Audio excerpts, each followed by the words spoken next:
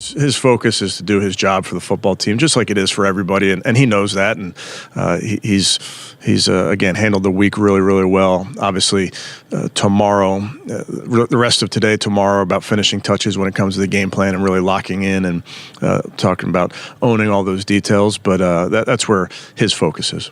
Shedeur is just like all of our guys in that he has a job to do. He wants to be there for his teammates and do his job.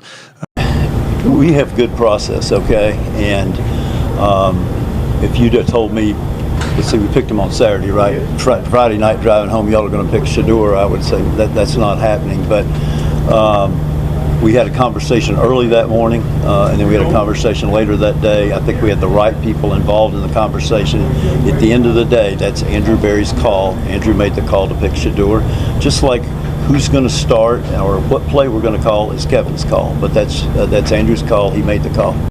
Don't skip a single second of this video. And if this story touches your heart, give it a like, subscribe to the channel, and let us know in the comments. Where are you watching from? Let's begin. This isn't normal. Owners don't do this when things are fine. When an owner is reportedly cornering his head coach after practice, demanding answers about a rookie quarterback, that's not business as usual. That's a 5-alarm fire inside the building. And that's exactly what this feels like in Cleveland right now. This isn't just, hey, the rookie's getting a shot. This feels like the moment everything either turns or explodes. Because let's be real, the Browns aren't 7-3 trying to see what they've got in a young kid. They're 2-8. They're drowning. This team is already on life support.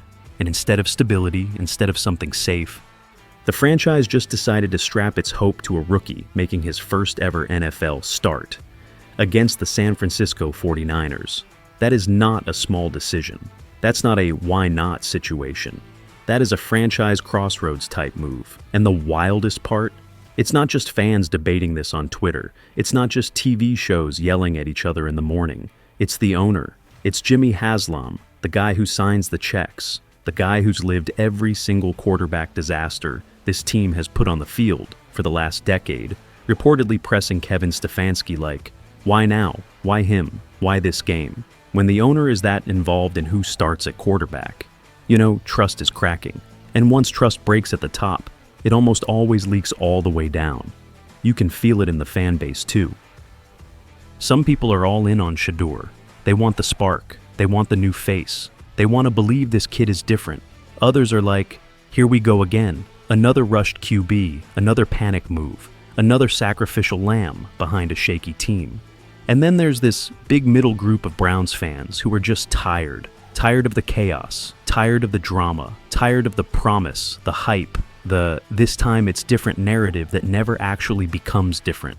Because we've seen this movie in Cleveland over and over. Johnny Manziel was supposed to be the guy. Baker Mayfield was supposed to be the guy. Deshaun Watson was supposed to be the guy. Each time it was marketed as the fresh start, the real fix, the new era. And each time, somehow, the Browns found a way to end up right back where they started. Hunting for another savior. Another answer. Another name to throw on the back of a jersey that might be burned in 2 years. That's why this moment feels so heavy. It's not just about Shedeur versus the 49ers. It's not just about Dylan Gabriel being hurt. It's not just about a coach backing his rookie. It's about a franchise that might be either finally hitting rock bottom or accidentally stumbling into the start of something new. There's no middle ground left here. If this kid delivers, everything changes. If he doesn't, Cleveland spirals again. He's either the spark that lights this whole thing up, or the risk that sends the season straight off a cliff. And honestly, depending on who you talk to inside that building, you're going to get a completely different answer. Because publicly, the Browns are calm. Stefanski is calm. The players are calm. Everyone's saying the right things. He handled the week well. He processes fast. He's just like all our guys. But privately, behind those walls, it's a very, very different tone. And that's what makes this whole situation so wild. The truth is, Stefanski is reportedly all in on Shedeur Sanders. Like, all in. Not halfway, not cautiously optimistic. He believes this kid is ready right now. And when you break down who Shedeur actually is as a quarterback, you can kind of see why. This is a dude who grew up under pressure, literally raised in it. Colorado was a circus. a full-on media storm every single weekend, and he handled it with a level of composure most NFL veterans struggle to find. The poise is real, the processing is real, his leadership is real, and that's not fan fiction. That's what teammates keep saying when the cameras aren't shoved in their faces. Ask anyone next to him on that field. Judkins talks about how easy the communication is. Njoku loves that Shedeur doesn't panic when the play breaks down. And the rookie class? Man, they've built this little internal brotherhood inside a locker room that's been fractured by injuries, drama, and disappointment. Shedeur and Carson Schwinger literally live next door to each other. They study together. They move together. They've got chemistry before they even have NFL resumes. And in a season this chaotic, that stuff actually matters. But here's where things get insane. The Browns aren't easing this kid in. They're not giving him the Cardinals or the Panthers or some soft landing spot. They're throwing him directly at the San Francisco 49ers, a defense built to chew up rookies and spit out what's left. Nick Bosa is going to be hunting him. Fred Warner is going to be reading his eyes before he even finishes his drop. This isn't a "let's see what the kid can do" moment. This is a trial by fire with one of the most violent, disciplined defenses in football. And that's why the fan base is split three ways. The optimists are yelling, "He's built different, let him cook." The skeptics are calling this a straight-up suicide mission. And the realists? They're just shrugging like, "Look, this is all we've got. Pray for the kid." Because this isn't actually a quarterback debate. There's no QB controversy. There's no competition. Cleveland doesn't have three options or two options. They barely have one. This is a quarterback crisis, and Shedeur Sanders just happens to be the only guy still standing in the middle of it. And whether that turns him into a legend or a cautionary tale, we're about to find out. The noise around this kid right now is deafening, and not the good kind. Not hype, not excitement, not that new era in Cleveland energy fans want so badly. No, what Shedeur Sanders is walking into is a straight-up pressure cooker. Every analyst on TV is calling the decision reckless. National shows are mocking the Browns for being chaotic again. Fans are arguing all day on social media like it's a presidential election. And all of it, every single bit, is centered on one rookie quarterback who's barely had a full week of first-team reps. And honestly, I get why people are scared. Look at Cleveland's history. This franchise hasn't just had instability at quarterback, it's lived in instability. Johnny Manziel, Baker Mayfield, Deshaun Watson. The carousel never stops. It spins, and it throws another guy off every couple of seasons. Browns fans don't just carry scars. They carry entire emotional flashbacks every time a new quarterback walks onto the field. So, when people say this feels like a gamble, like deja vu, like another disaster waiting to happen, can you really blame them? Because the risk factors are everywhere. Shedeur got one real week of first-team preparation. One. He's stepping behind an offensive line that's been patched together with hopes and prayers. The depth chart is shredded with injuries. The wide receivers aren't healthy. Your veteran quarterback is out. Your defensive end is out. Your offensive game plan has been rewritten on the fly. The entire situation is stacked against him, and everyone knows it. And on top of all that, you have Kevin Stefanski coaching for his job, while Jimmy Haslam is pacing the halls demanding explanations. That is pressure no rookie should ever have to deal with. And that's where the critics think they've won the argument. It's too much. It's irresponsible. They're setting the kid up to fail. Are they wrong? Not exactly. But they're not seeing what's really happening inside this team. They're not seeing how even through the injuries, the drama, the finger pointing, the locker room still believes in this kid. They're not seeing the chemistry he has with the rookies. They're not seeing how calm he stays when everything around him is falling apart. They're not seeing the leadership he's already showing in a room full of veterans who've lived through these collapses before, because Shedeur isn't the problem here. The situation is, he didn't create the chaos. He didn't make the injuries pile up.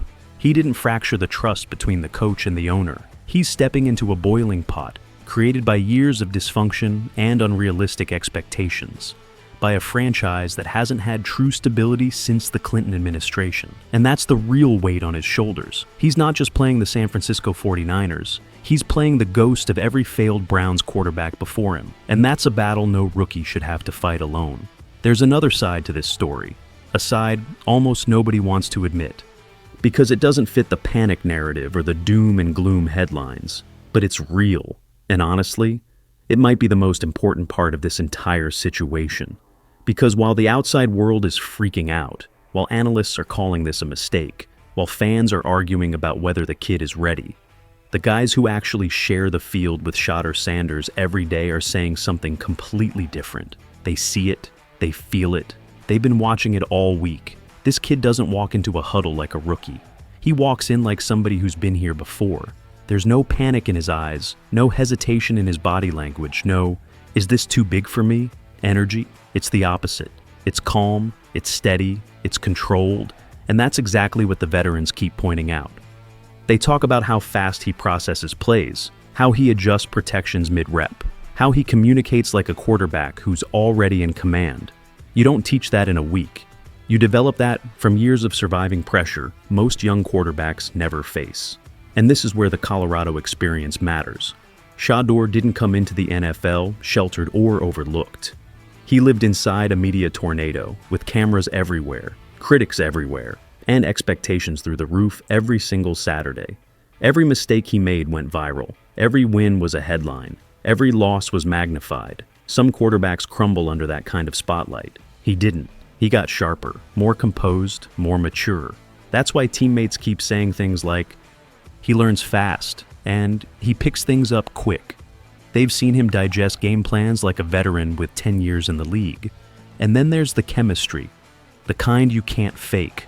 The rookie class has basically formed its own little ecosystem inside the Browns locker room. Shedeur and Schwinger live next to each other. They spend extra time after practice running through plays. Judkins has been in the backfield with him non-stop, tightening their timing. And you can see the confidence building every single day. It's not the loud, flashy kind of confidence. It's the quiet kind, the kind that spreads, the kind that makes teammates stand a little taller because the guy next to them believes. Stefanski sees it too. And say what you want about him, whether you think he's on the hot seat or not, but he's not reckless. He's not stupid. He's not throwing a rookie into the fire for fun. He genuinely believes this kid gives them the best shot. When a coach's job is on the line, he doesn't play favorites. He plays who he trusts. And on the defensive side, Myles Garrett has been on another planet this season. If there's ever been a safety net for a young quarterback, it's having one of the best defensive players in the league on your side. If Myles can wreak havoc early, if the defense can keep this game close, Shedeur won't have to play hero ball. He'll just have to play smart. And when things break down, because they will, he has Njoku, the security blanket, the veteran lifeline who tightens up every rookie's stress level. The truth is, Shedeur isn't walking into the storm. He's walking out of one. Everything before this, Colorado, the spotlight, the pressure, the expectations, that was the storm. This is just football. And whether the Browns win or lose on November 30th, this debut could mark something bigger, something new, the start of a different identity for a franchise desperate for one. And right now, Shedeur Sanders looks ready to be the one who brings it. Here's what I really believe. And I know this might sound crazy after everything we've talked about, but I don't think Cleveland is walking into a slaughter. I don't think this is some hopeless throwaway game where the Browns just show up to get steamrolled by the 49ers. No, I think this is the kind of game where a rookie quarterback with nothing to lose and everything to prove can shock the entire league. Not because he's supposed to, not because the roster is healthy, not because the matchup favors him, but because sometimes the NFL gives you these weird, emotional, backs-against-the-wall moments. And Cleveland is sitting right in the middle of one. And if the Browns pull it off, if they even come close, Shedeur Sanders is going to be the reason. Picture the scene. A rookie quarterback standing in the pocket, delivering throws nobody expected him to make. The defense feeding off the crowd. Myles Garrett causing pure chaos. Fred Warner and Nick Bosa getting frustrated because the kid just won't flinch. Huntington Bank Field, shaking because this fan base, this city, is starving for something to believe in. That's the formula. That's the path to the upset. It's not clean. It's not pretty. It's emotional. It's desperate. And sometimes desperate teams play their best football. But let's be real. This game feels like it's carrying two possible futures for the entire franchise. In the first one, Shedeur rises. He plays composed football, he makes smart decisions. He doesn't try to be Superman, he just plays within himself. And when the dust settles, the Browns either win or push San Francisco to the brink. Suddenly, Stefanski looks like a genius who trusted his gut. Suddenly, the reported Haslam drama becomes background noise. Suddenly, Cleveland has a direction, an identity, a quarterback the locker room can rally around. Shedeur becomes the spark that resets everything. But then, there's the other path, the darker one, the one every Browns fan is terrified of. Shedeur gets overwhelmed. The 49ers defense smothers him. The offense can't move. Mistakes pile up. And the blowout everyone fears becomes reality. In that world, the season ends in November. The coaching staff gets tossed into the hot seat. The locker room fractures again. And Cleveland presses the big red reset button for what feels like the 100th time. And that's exactly why this moment matters so much. It's not about whether the Browns are the better team on paper. They're not. It's not about whether the rookie has flaws. He does. It's about something deeper, something emotional, something this franchise hasn't felt in a long, long time. Hope. Not blind hope, not delusional hope, but the real kind. The kind built on a kid who isn't afraid to take the weight of a broken franchise and put it on his shoulders. Shedeur Sanders isn't walking into this game timid or scared. He's walking in ready to fight, ready to compete, ready to show the world why his coach believes in him. And that's why I think the Browns have a shot, not because they're perfect, not because the matchup favors them, but because they've finally got someone who's not running from the responsibility. He's running toward it. Win or lose, November 30th won't just define Shedeur Sanders. It will define the Cleveland Browns.